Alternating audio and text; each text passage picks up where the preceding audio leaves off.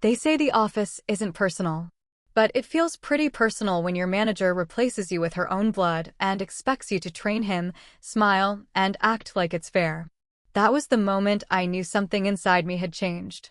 My name is Ava Mitchell, and for the past 4 years, I've worked as a senior project coordinator at Silver Peak Solutions, a mid-sized marketing firm tucked in the heart of Chicago. I wasn't just another employee, I was the employee. The one who stayed late to fix campaigns, who remembered clients' kids' names, who made things work when everything fell apart. I had earned my place the hard way. And then came Mara Dawson, my manager. When Mara first joined the company, I admired her. She was sharp, elegant, and terrifying in the kind of way only women who've been underestimated one too many times can be. She spoke in calm tones, but carried invisible knives in every sentence. I thought she saw potential in me. She called me her right hand, praised my reports, even took me to meetings beyond my pay grade. I wanted to believe she was a mentor. But looking back now, I can see the early cracks, the small tests, the subtle manipulations. She would ask for my ideas, then repeat them in meetings as if they were her own. She'd smile afterward and say, "We make a great team, don't we?" It wasn't a partnership. It was possession. Still, I ignored the signs because I wanted to belong. The corporate world teaches you that loyalty looks like silence. And I was loyal until the day loyalty became a liability. It started with a memo. Mara gathered the team one Monday morning, her lipstick immaculate, her tone sweet as poison. "Everyone," she began, "I'd like you to meet Ethan, our new project coordinator. He'll be shadowing Ava for the next few weeks as he transitions into the role." I froze. The room clapped politely, oblivious. Ethan, tall and smug with an unearned confidence, grinned and extended a hand toward me. "Excited to learn from you," he said. His handshake was limp. His smile wasn't. I managed to reply, "Of course. Welcome aboard." But my mind was screaming, transition into what role? After the meeting, I followed Mara into her glass office. "You said he's transitioning into the role?" I asked carefully. She looked up from her laptop, not meeting my eyes. "Yes. We're restructuring the department. You've been incredible, Ava, but we're moving toward a new strategy, more digital focus, younger energy." She smiled like it was a compliment. "You'll still have a position, of course. We'll discuss where you fit soon." Younger energy. That was code for replaceable. I wanted to argue, to remind her that every client she bragged about was one I'd landed. But all that came out was a quiet, "I see." That afternoon, I sat at my desk, watching Ethan fumble through tasks I could do blindfolded. He didn't even try to hide his arrogance. He bragged about being family, about how Mara trusted him to modernize the team. The others laughed politely, pretending not to see the humiliation unfolding in real time. It was strange, being erased while still sitting in your own chair. For 2 days, I trained him. Smiling, pretending, documenting everything in silence. But inside, something restless began to stir, not anger, not yet. Something quieter. Colder. That night, I stayed late to finish a client presentation Ethan had messed up. The office was dark except for my desk lamp, the city lights glimmering through the window. I stared at the reflection of my own face in the glass, tired, small, invisible. My phone buzzed. A message from Mara. "Don't worry too much about this week. Ethan will handle the presentation next time. You deserve a break." It should have felt kind. It felt like a funeral. I turned off my screen and sat in the silence, my heartbeat heavy in my ears. Maybe she was right, maybe I'd been working too hard, too long. Maybe I should step back. But then I thought of the projects I'd built, the clients who trusted me, the nights I'd stayed long after everyone left. No, I wasn't imagining it. This wasn't strategy. This was betrayal, dressed in professionalism. Still, I smiled at her text and replied, "Thanks, Mara. I appreciate it." Because if there's one thing corporate life taught me, it's that real power doesn't come from reacting. It comes from waiting, watching, learning exactly how to strike back when they least expect it. That night, as the lights of the city flickered against the glass, I felt it for the first time, that quiet storm rising in my chest. I didn't know it yet, but the countdown to Ethan's downfall had already begun. There's a strange quiet that comes after betrayal, not the loud kind with shouting and slammed doors, but the subtle kind that whispers through your workplace like a draft you can't quite find. That's how it felt the week after Ethan joined. Everything looked normal: coffee brewing, keyboards tapping, office chatter about deadlines and deliverables. But underneath it, something in the rhythm of my days had changed. Mara stopped looping me into key meetings. Client calls I used to lead were now handled by Ethan for exposure. My once overflowing inbox of projects suddenly dried up. It was as if someone had quietly erased my name from every plan and replaced it with his, only they forgot to tell me I'd been demoted. The first red flag came on Wednesday morning. Mara called a quick team huddle about a major campaign for Lumos Tech, one of our biggest accounts. It was the project I'd nurtured from a single email pitch 2 years ago.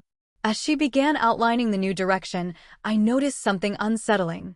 Ethan was reading directly from my notes. Word for word. The exact phrasing from my private draft. I froze for a second, trying to process it. I hadn't shared those notes with anyone, not even him. But there they were, printed neatly in his hands. He caught me staring and smiled. That infuriating, knowing smile. When the meeting ended, I waited until everyone left. "Ethan," I asked, forcing calm into my voice, "where did you get those notes?" He blinked innocently. "Mara sent them to me. Said you wouldn't mind if I took over prep." I could feel my pulse in my throat. "She sent them to you?" He shrugged. "Yeah. She said it's all part of the transition." The word transition, again soft, harmless, but heavy with meaning. I walked back to my desk in silence, that familiar ache building in my chest. Maybe it was just a misunderstanding. Maybe Mara really was trying to mentor him through my work. But my gut told me otherwise. Still, I brushed it off. I told myself I was overreacting. After all, she'd been good to me once, hadn't she? The next few days blurred together in a fog of politeness and pretense. Ethan made careless mistakes, wrong data in reports, sloppy presentations, yet every time, Mara defended him. "He's still adjusting," she'd say, her tone coated in patience she never had for anyone else. Once, she even laughed off a client complaint, saying, "He's learning. That's what Ava's here for." I smiled. On the outside. Inside, I felt something start to crack. I'd worked too hard, sacrificed too much, to be reduced to a babysitter for someone's nephew. Friday afternoon, things escalated. Ethan was supposed to finalize a presentation deck for Monday's client pitch. I stayed late reviewing his slides, making small corrections, basic quality control. But when I pointed out the errors, he chuckled and said, "Relax, Ava. You don't need to micromanage me. Mara said I can handle it." Micromanage. The words stung more than I expected. Later that evening, I overheard them talking in Mara's office. The glass walls made it impossible to hide their silhouettes. I couldn't hear every word, but I caught fragments, old habits, too attached, not adaptable. They were talking about me. I stood there, pretending to type, feeling my heart pound as their muffled voices painted me as the problem, not the victim. When they finally stepped out, both smiling, Mara's eyes met mine for a brief moment. Her expression softened into that same practiced sympathy I'd once mistaken for care. "Try to let Ethan take the lead next week," she said kindly. "You have to trust the process." Trust. It was the last thing I felt. That night, I couldn't sleep. My mind replayed every interaction, every conversation where she'd praised me just a little too perfectly, every subtle shift in her tone since Ethan arrived. It wasn't just favoritism. It was replacement with a smile. I started questioning myself. Maybe I was overreacting. Maybe I was too sensitive. Maybe I wasn't as irreplaceable as I thought. But beneath all the confusion, a quiet certainty was forming, a cold truth whispering louder each day. They weren't just moving on without me. They were erasing me. The next morning, I arrived early, long before anyone else. I sat at my desk, staring at the flickering office lights, the hum of the air conditioning filling the empty space. On Mara's glass door hung a sticky note: "Ethan, lock in the Lumos deck before 10 a.m. She'd stopped copying me on emails completely. It was official now. I wasn't part of the project I built. And yet, something inside me felt strangely calm. Because the moment I realized I was being written out, I stopped playing by their script. I wasn't going to fight for a seat at their table anymore. I was going to flip the entire table. Monday morning arrived with the sterile chill only a corporate office could hold, the kind that hums with fake smiles, polished shoes, and unseen knives. I walked in early again. Not because I needed to, but because I couldn't stay home. My thoughts had been spinning all weekend, replaying Mara's words, Ethan's smirk, and that awful, echoing phrase, "Trust the process." By 9 a.m., the entire team gathered in the glass conference room. The Lumos Tech presentation, my presentation, was scheduled for 9:30. I had prepped this pitch for months before Ethan even knew what Lumos was. But now my name wasn't on the agenda. Still, I stood in the back quietly, watching Ethan and Mara set up at the head of the table. Ethan wore my confidence like a borrowed suit. It looked good from afar, but didn't quite fit. Mara, on the other hand, was radiant in control. She greeted the Lumos team with that signature managerial charm, the kind that hides ambition behind empathy. I watched, every muscle in my body tense, as Ethan stumbled through the opening. His voice cracked, his slides misaligned. But Mara didn't flinch. She smiled, steady and reassuring, like a mother proud of her reckless child.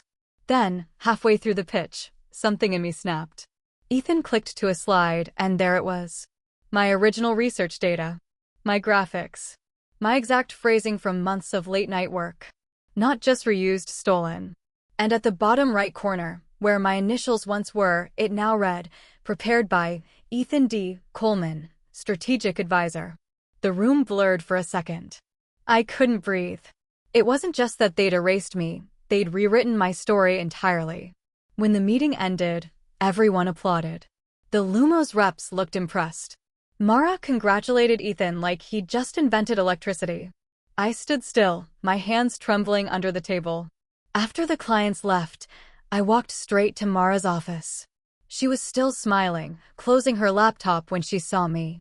"Ava," she said sweetly, "great to see you in there." "Everything went smoothly, didn't it?" "Those were my slides," I said quietly. "My research. You know that." Her smile didn't fade, it sharpened. "Oh, come on. You were part of the early process, yes. But Ethan refined the final version. It's teamwork." "Teamwork." My voice cracked. "You took my work and gave him credit." She sighed, as if I were a child who dropped her ice cream.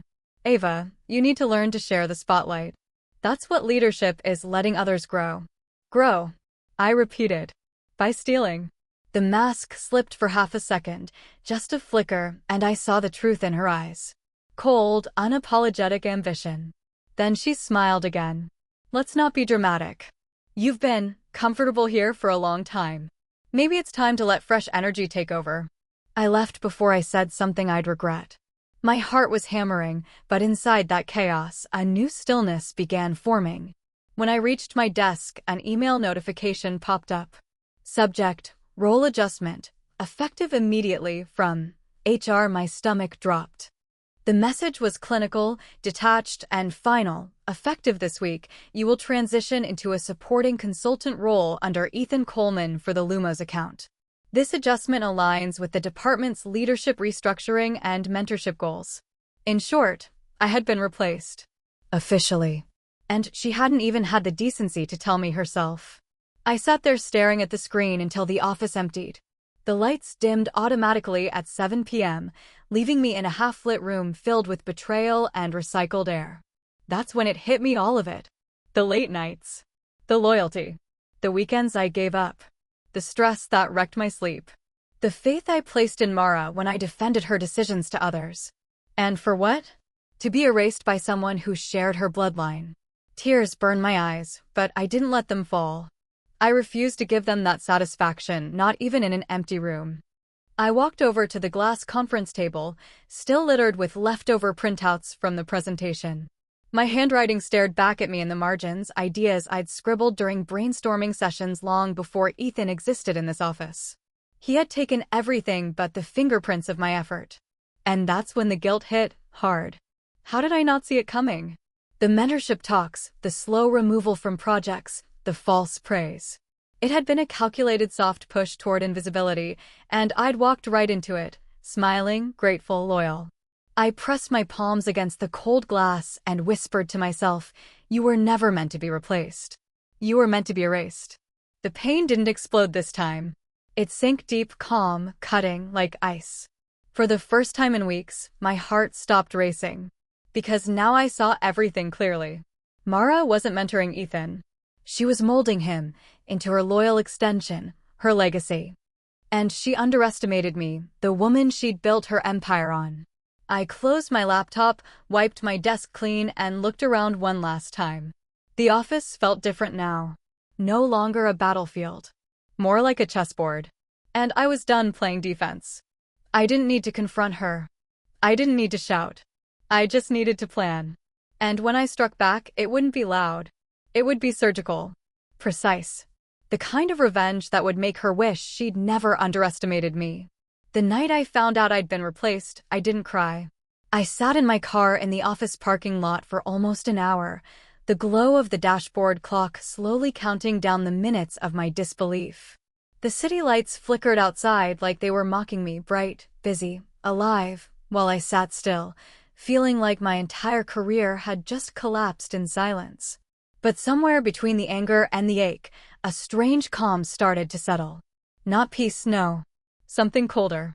Sharper. Clarity. That was the night I realized no one was coming to save me. Not HR, not the company, and definitely not Mara, the woman who'd once promised to see potential in me, now too busy polishing her nephew's nameplate. For years, I'd believed loyalty meant protection. That if I worked hard enough, stayed late enough, and stayed quiet enough, good people would notice. But that was the lie. The system wasn't broken. It was built this way to favor the powerful, to reward nepotism, to silence those who played fair. And I had been the perfect target, talented, trusting, and conveniently disposable. That realization didn't break me. It rebuilt me. Because once you accept that no one's coming, you stop waiting. You start moving. The next morning, I walked into the office before sunrise. No makeup, no mask, no polite smile. Just purpose. The building was empty except for the hum of the cleaning crew and the faint buzz of computers left running overnight. I sat at my desk and began pulling files, every client report, every version of the Lumos project, every email thread I had ever sent. I wasn't looking for proof of betrayal. I already had that. I was looking for patterns, mistakes, oversights, cracks in the facade. Because if Mara and Ethan thought they could erase me, I was going to show them what happens when the ghost of a loyal employee decides to haunt the system that buried her. Hours passed, but I barely noticed. As I organized my folders, I began to remember who I was before Mara's praise, before the manipulation, before I started shrinking to make her shine.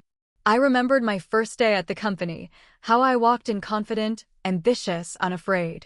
Somewhere along the way, I'd traded that fire for approval. And now that approval was gone. Good. I didn't need it anymore. By noon, the office started to fill. Ethan strolled in late, coffee in hand, humming like he owned the place. When he passed my desk, he smirked. "Morning, Ava," he said, too casually. "Big week ahead." "Sure is," I replied, keeping my tone even. He didn't notice the shift. He still thought I was broken. Perfect. Let him. Let both of them believe they'd won. I spent the next few days observing quietly. Listening. Watching the way Ethan interacted with clients, the way Mara covered for his incompetence. They'd built their little power bubble, one fragile enough to pop with a single pin. And I had plenty of pins. But this wasn't about petty revenge. It was about reclaiming my dignity on my terms. That Friday, during the leadership briefing, I stayed back after everyone left. Mara was gathering her notes when I spoke. "Can I have a minute?" I asked. She looked up, mildly annoyed, but smiling. "Of course, Ava. What's on your mind?" I met her gaze steadily. "I just wanted to thank you." Her brows lifted. "For what?" "For showing me exactly how this place works." Her smile faltered, just slightly. "Be careful, Ava," she said quietly. "Bitterness doesn't look good on you." "I'm not bitter," I replied. "I'm awake." And with that, I left. No shouting, no accusations, just truth, spoken softly enough to linger. That weekend, I didn't touch my work laptop. I went hiking instead, the first time I'd taken a break in years.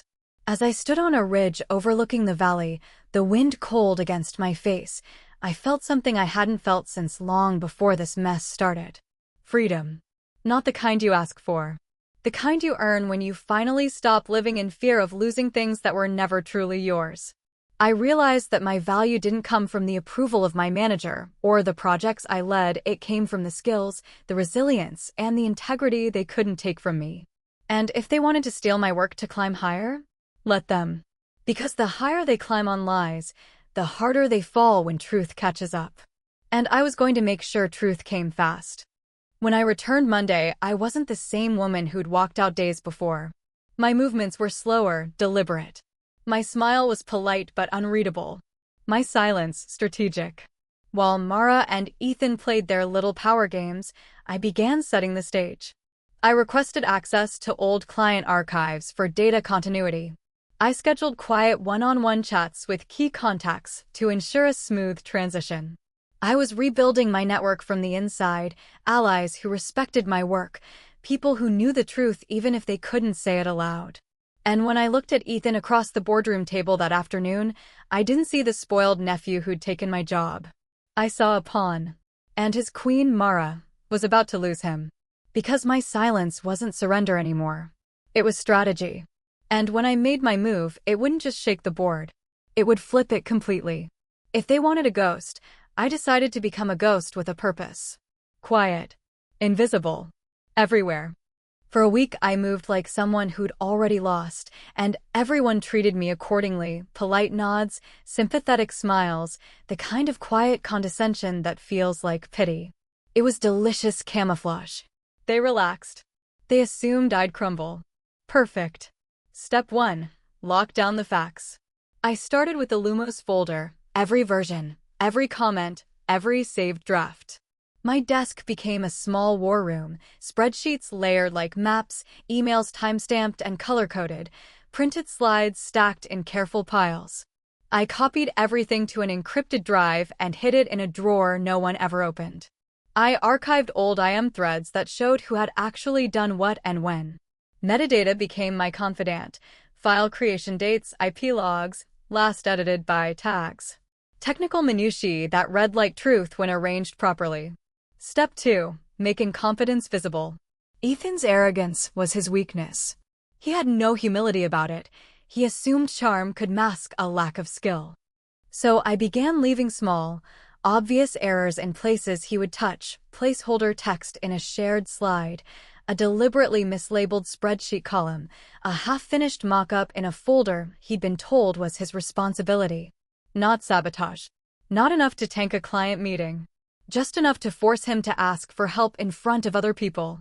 Every hesitant question he had to pose, every fumbling correction he made, left a tiny social scar that grew into suspicion.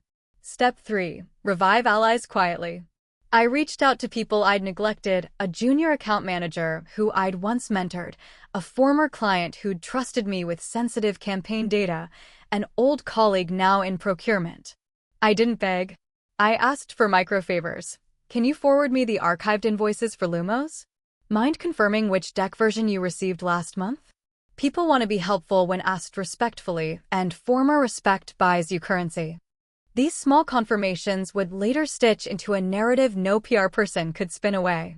Step 4. Create gentle pressure.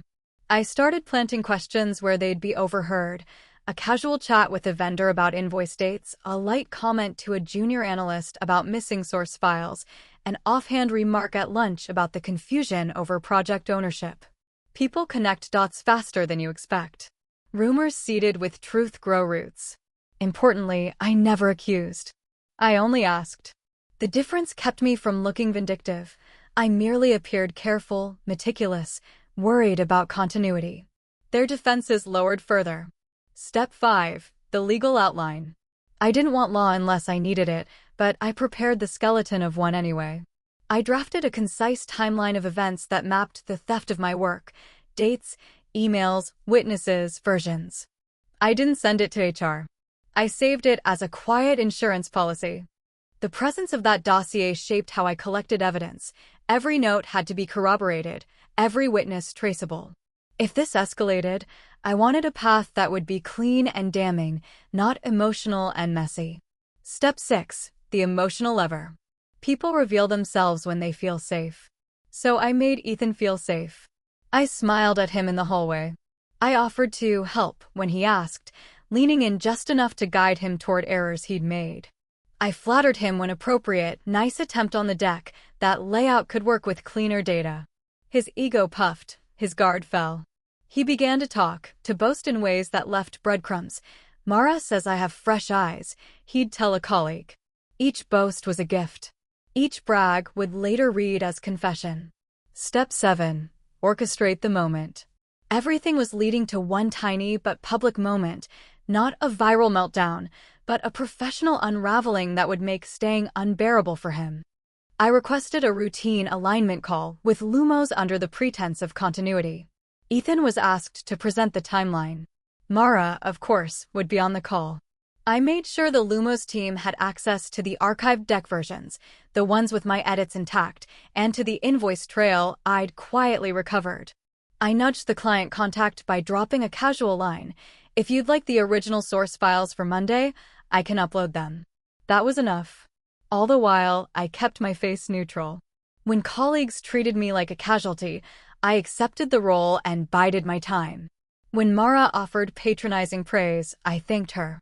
When Ethan tried to impress, I nodded encouragingly. The calmer I seemed, the more convincing my fall from grace act became. On the eve of the call, I double-checked everything. The drive with my evidence was ready. The vendor confirmations were in my inbox. The archive timestamps matched my story. I sipped tea at home like any normal person and felt the most dangerous thing, quiet certainty. They believed I was broken. They believed I would lick my wounds and disappear. They were wrong. 2 days. That's all I planned for the unraveling. 2 days of careful pressure, corroborating proof, and social exposure. 2 days for a spoiled nephew's arrogance to crack and for a manager's nepotism to be revealed as liability, not loyalty. I didn't want them ruined. I wanted them exposed, and I wanted my work to be recognized again. The revenge I designed wasn't a tantrum, it was a restoration. A small, surgical rebalancing of truth. That night, I lay awake and rehearsed how I would present myself, calm, composed, and utterly unafraid. When the call began, the storm would arrive, not loud, but precise. They wouldn't see it coming because storms that change things almost always arrive dressed in silence. The call started like any other soft piano hold music, polite hellos, corporate pleasantries. The Lumos team dialed in from their sleek conference room. Mara and Ethan were 2 rectangles on my screen. Several of our internal leads logged on. I sat in my small office, the blinds half closed, a single desk lamp throwing a thin pool of light over my folder. Everything else was intentionally dim. I opened the meeting by asking one simple question. For continuity, could we confirm which version of the deck Lumos received last month?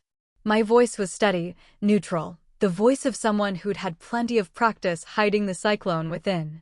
Silence filled the virtual room like a held breath. Then the Lumos lead replied, "We have version 3.4, dated October 12th. I tapped my laptop, pulled up my copy, and with a quiet click shared my screen to show version 2.1, the one with my original research, my annotated margins, the exact phrasing Ethan read aloud in last week's pitch. You'll notice, I said, letting the words sit like stones, that 2.1 predates 3.4 by weeks. The analytics in 2.1 are mine, the visual treatments are mine. The final file labeled 3.4 appears to have been uploaded from a machine that doesn't match our team's usual IP ranges. I toggled to a forensic log I'd prepared, timestamps, IP addresses, and a subtle, but damning trail, metadata showing edits attributed to an account logged in from Mara's assistant's workstation, forwarded to Ethan, then uploaded as final. On the call, Ethan smiled at first, the kind of smile that forgets how fast the floor can drop away. "There must be some mistake," he said, voice flimsy. "I consolidated a few things and you consolidated my work and claimed it." I finished for him, calm as glass. Here are the audit logs. And here are the invoices showing creative fees routed through a shell consulting vendor that only appeared after your first restructuring email. I sent the invoice trail into the chat. The Lumos team's faces shifted. One of their finance people leaned forward, clicking through the documents with a furrowed brow. Mara's expression was a study in practiced composure. Her fingers tapped on the desk once, twice, an almost imperceptible crack in the veneer. "Ava," she said silkily, "these are serious allegations." You already had the chance to look into things," I said softly. "Instead, you reassigned my work and handed it to someone you personally vouched for." I stayed silent. I supported their introductions. I trained him. I preserved client continuity. I even documented the transitions yourself asked for. I did the work you now claim as evidence of Ethan's capability. The Lumos lead, a woman named Priya, folded her hands. "This affects our procurement compliance. We can't accept files that lack provenance. We'll need to pause the campaign until this is cleared." Her voice was polite but certain. A pause like that is lethal in client-driven projects. Deadlines shifted. Budgets tightened. Confidence fractured. Ethan blinked, his earlier swagger gone. He attempted explanations, blame on agile tweaks, version merges, but the logs didn't lie. Each excuse sounded thinner than the last. I watched his face as realization dawned. This wasn't a storm he could charm away. Within the hour, I had an email from Lumos requesting a forensic handover. Within the day, compliance pinged our legal counsel. HR scheduled a meeting. The hum of bureaucracy began to move, slow at first, then gathering weight like a train that can't be stopped. Mara called me into her office later that afternoon. The light through her glass wall was harsh, merciless. "Ava," she said, voice tight now, "this is complex. These are accusations. You could have taken this to HR earlier." Her hands were a portrait of control fraying, fingers pressed into one another, knuckles white. "I brought it here when the client demanded proof of provenance," I replied. "You chose to reassign my work. You chose to hide the audit trail. That's on you." My voice had the soft edge of someone who had accepted everything and now refused to be small anymore. 2 days later, the dominoes had fallen with an efficiency that felt almost surgical. Lumos suspended the campaign pending an external audit. Their finance team flagged the odd consulting payments and put a hold on further transfers. Ethan found himself answering increasingly pointed questions in escalating meetings, his prior boasts recycled into evidence of arrogance rather than competence. Colleagues who'd once pity-nodded now avoided his eye, whispers gathered like storm clouds. On the second day, Ethan handed in a resignation letter. It was brief and contrived, an appeal to personal growth, a promise of new opportunities, but the tremor in his signature told a different story. He signed it with the same hand that had once offered me a limp handshake, then walked out without looking back. The elevator doors closed on him like a final curtain. Mara stayed. For a moment I imagined a showdown, a raised voice, a dramatic demand for accountability. But the quiet was more effective. The board called for an internal review of reporting protocols. Mara found herself answering to people who asked about oversight and conflict of interest in tones that did not soften.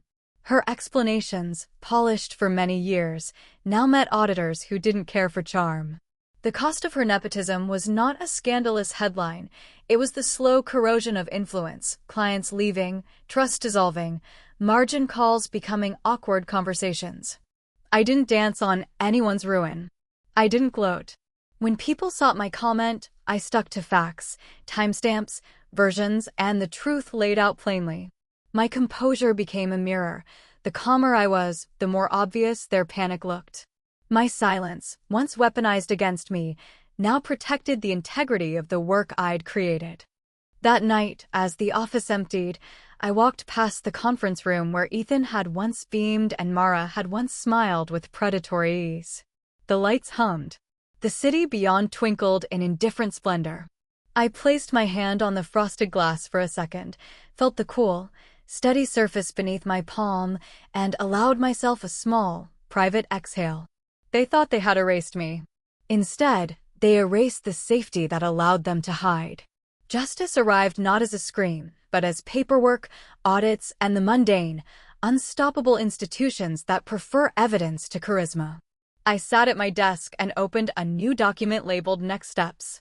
There would be consequences, repairs, maybe even apologies that tasted faintly of pragmatism. But in that quiet hour, with the glow of my laptop and the steady beat of my own pulse, I felt something like peace, tempered by a resolve that whatever came next, I would no longer let my worth be decided by someone else's nepotism. The storm had come dressed in silence. It had been precise, surgical, inevitable. And it had begun with me.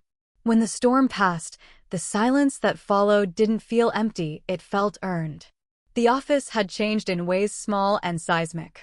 Ethan's desk sat bare for weeks, the nameplate gone, the chair still tucked neatly as if waiting for someone who would never return. People whispered less now, worked more.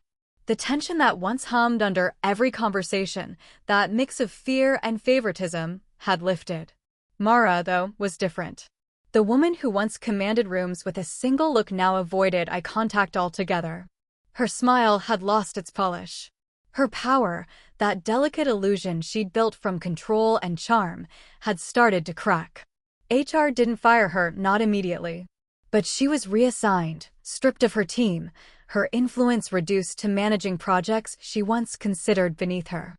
The irony was delicious, not because I wished her suffering, but because she was finally living in the smallness she'd tried to confine me to.